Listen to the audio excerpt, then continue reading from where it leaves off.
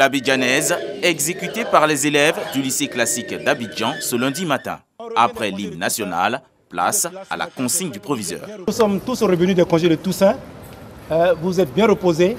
Donc nous allons reprendre les cours ce matin. Ok?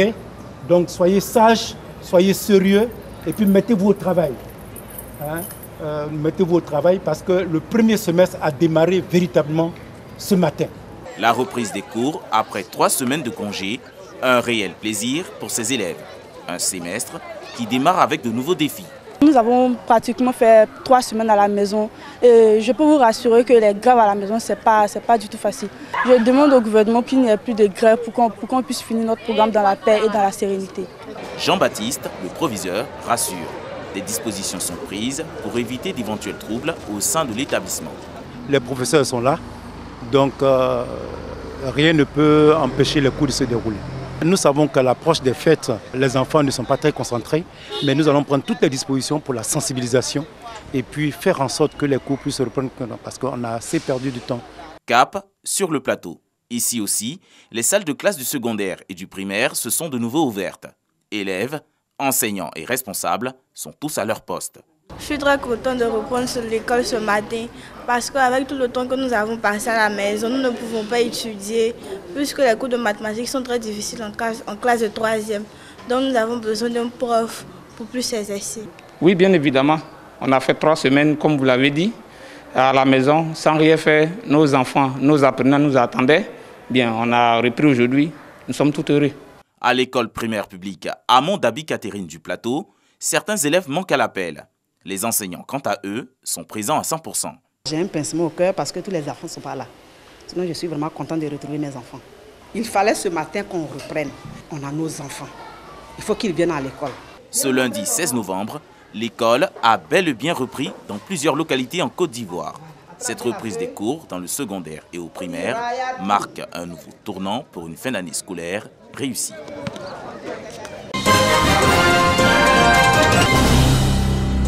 Bonois, localité située à une dizaine de kilomètres d'Abidjan, a été le théâtre de violents affrontements pendant les périodes préélectorales et l'élection présidentielle du 31 octobre 2020. Les populations ont mis à profit la célébration de la 24e édition de la Journée nationale de la paix pour tourner cette sombre page.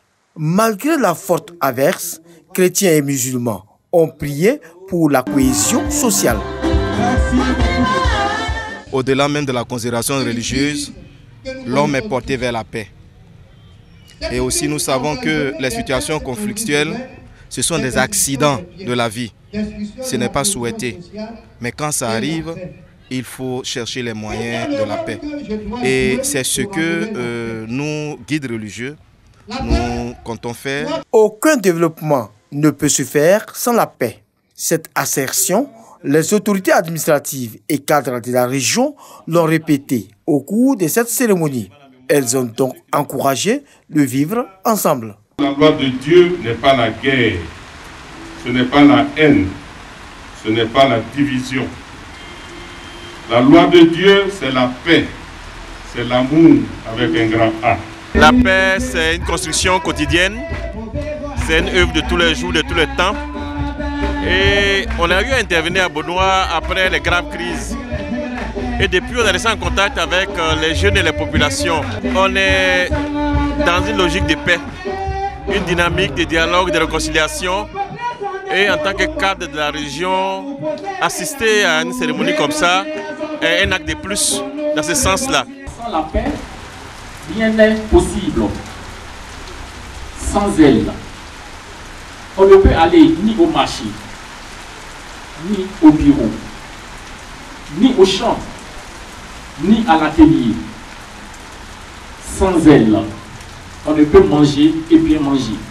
Le plus grand ennemi de la paix est l'imagination. Le plus gros obstacle à la paix, c'est la rumeur.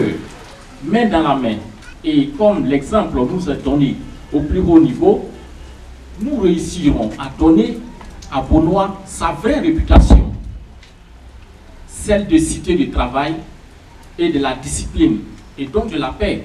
Cette 24e édition de la Journée nationale de la paix à Bonoua s'est déroulée en présence de Sa Majesté Miessan Kakou Venance, roi de Bonoua, et du préfet du département de Grand Bassam, Sidibé Nassou.